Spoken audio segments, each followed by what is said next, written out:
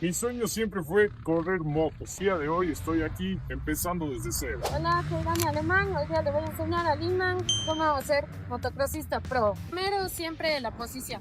Codos arriba, cuerpo adelante. En los saltos, siempre parada. En la recta, siempre parada. Vamos a probar tu posición. Delante, yendo al frente.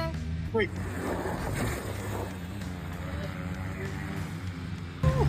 Muy buena largada, me pareció muy bien tu posición. Estaba bien. Estamos bien. Que hacemos un reto nuevo, ¿qué te parece? 5.000 likes. 5.000 likes y vamos a darnos una vuelta a la Lion en su moto y yo a la mía. La pista.